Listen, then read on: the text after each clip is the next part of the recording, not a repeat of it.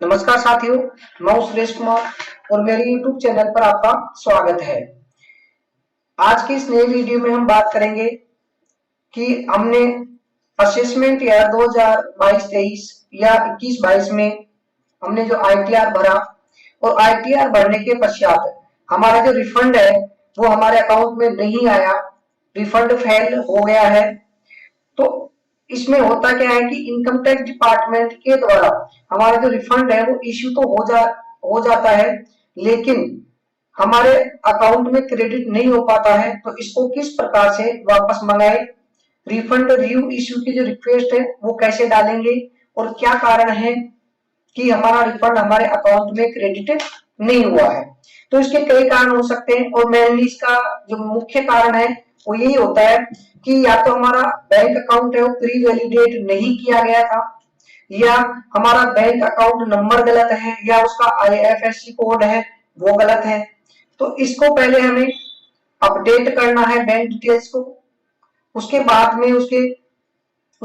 में इसको pre validate करना है और प्री वैलिडेट करने के बाद में हमें रिफंड रीइश्यू की जो रिक्वेस्ट है वो डालनी होगी।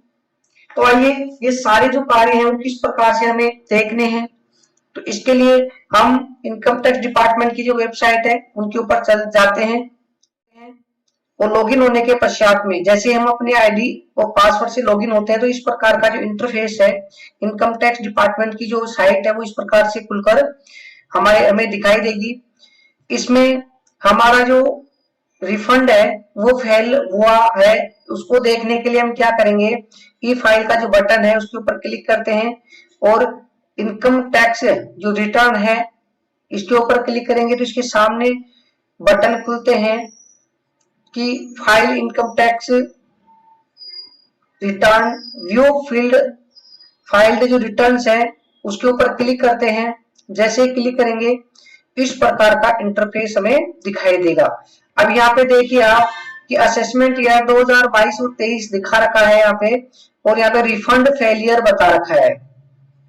रिफंड फेलियर यानी जो यहाँ पे रिफंड है वो फेल हो गया है, हमारे अकाउंट में क्रेडिट नहीं हो पाया है। इससे संबंधित एक मेल है वो भी आपको अपनी मेल आईडी पे मिल जाती है सूचना।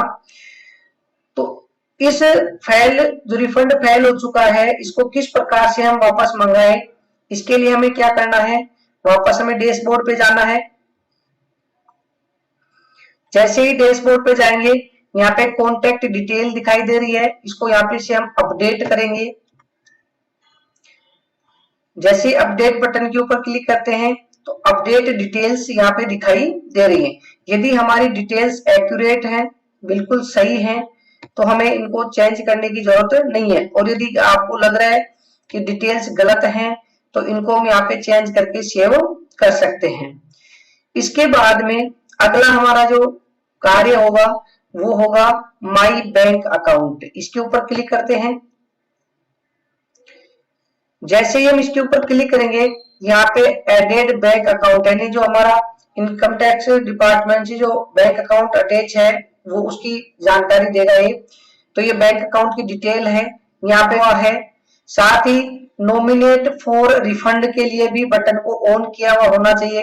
यदि वैलिडेट नहीं है तो ऊपर ये 3 डॉट दिखा रहा है, इस 3 डॉट के ऊपर क्लिक करते हैं और यहाँ पे रिवैलिडेट का ऑप्शन आता है। तो यदि हमारा बैंक अकाउंट सही है, IFSC कोड सही है, तो यहाँ पे रिवैलिडेट के ऊपर क्लिक करते हैं और जैसे रिवैलिडेट के ऊपर क्लिक करेंगे यहाँ पर बैंक अकाउंट नंबर आ जाएगा, अकाउंट टाइप आ जाएगा, फिर अकाउंट होल्डर टाइप प्राइमरी या जॉइंट अकाउंट है उसका IFSC कोड आ जाएगा, बैंक नेम आ जाएगा, फिर ब्रांच आ जाएगी, फिर कॉन्टेक्ट डिटेल आ जाएगी, बैंक से अटैच मोबाइल नंबर है, मेल आईडी है वो आ जाएगी। और यहाँ पर वैलिडेट का जो ऑप्शन है यहाँ पर यदि चेंज है तो हम चेंज कर लेंगे और यदि सही है तो यहाँ पे वैलिडेट का ऑप्शन है उसके ऊपर वैलिडेट करते हैं। तो यहाँ पर वैलिडेशन इन प्रोग्रेस यानी वैलिडेशन प्रोग्रेस में है। थोड़ी ही देर में हमारे यहाँ पे बैंक अकाउंट है वो वैलिडेट हो जाता है और यहाँ पे नॉमिनेट फॉर रिफंड है, ये जो बटन है इसको ऑन करते हैं और यहाँ पे मैसेज कंफर्मेशन मैसेज का आता है कि are you sure you want to nominate the selected bank account. इसको हम कंटिन्यू करते हैं। तो हमारा रीवैलिडेट का काम है वो कंप्लीट हो गया है। जब रीवैलिडेट का काम कंप्लीट हो जाता है तो हमारा अगला जो काम होता है वो रिफंड री इश्यू का। और रिफंड री इश्यू की रिक्वेस्ट डालने के लिए हमें यहाँ पे सर्विसेज है इसके ऊपर क्लिक करना होता है। और सर्विसेज में रिफंड री इश्यू का ये जो बटन दे रखा है उसके ऊपर क्लिक करते हैं।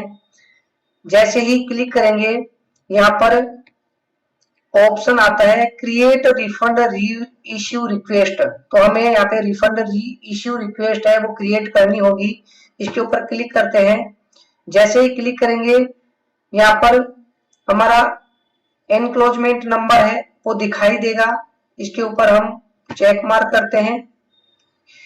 फिर इनकम टैक्स रिटर्न टाइप है रिफंड, ये रिटर्न टाइप दे रखा है। फिर ये पैन नंबर संबंधित जो अकाउंट की सूचना है वो है। यहाँ पे हम कंटिन्यू के बटन के ऊपर क्लिक करते हैं। और जैसे ही कंटिन्यू के बटन के ऊपर क्लिक करते हैं ये बैंक नेम है, बैंक से सेलेक्ट है, बैंक डिटेल है वो आ जाती है। यहाँ पर यदि एक ही अकाउंट है तो कोई दिक्कत नहीं, यदि एक से ज्यादा अकाउंट है तो हमने जिसको रिवैलिडेट किया उस अकाउंट की डिटेल हमें यहाँ पे ऐड करनी है। तो ये अकाउंट नंबर, IFSC कोड है, फिर से अटैच मोबाइल नंबर है, मेल आईडी है, उसकी सूचनाएं हैं। फिर प्रोसीड टू वेरिफिकेशन के ऊपर क्लिक करते हैं। जैसे ही क्लिक करेंगे हमारे पास ई वेरीफाई का ऑप्शन आता है।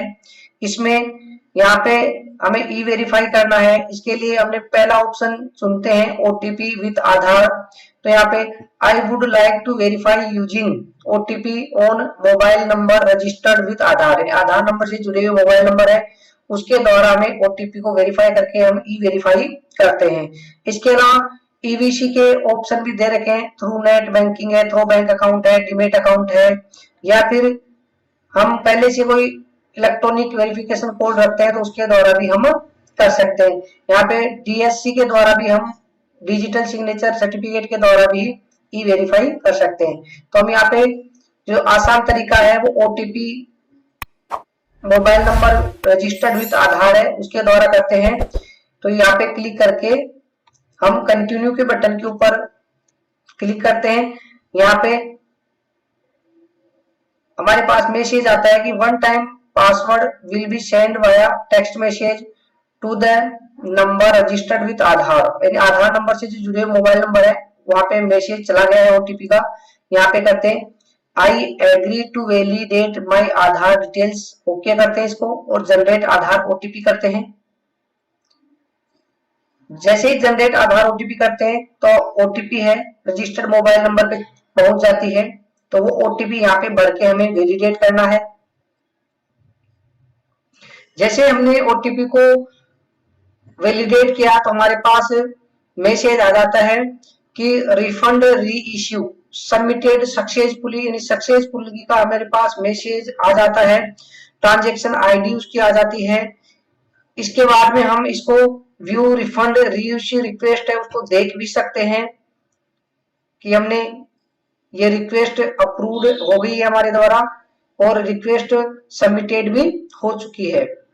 हमारे वीडियो को अंत तक देखने के धन्यवाद। यदि फिर भी किसी प्रकार की आपको रिफंड से लेकर कोई टेक्निकल इश्यूज हैं तो आप हमें कमेंट बॉक्स में कमेंट करिए। यदि अभी तक आपने हमारे चैनल को सब्सक्राइब नहीं किया तो सब्सक्राइब कीजिए, लाइक कीजिए और शेयर कीजिए। साथ ही बेल आइकन को दबाइए ताकि इसी प्रकार के न्यू कंटेंट है आपको मिलते रहे। धन्यवाद।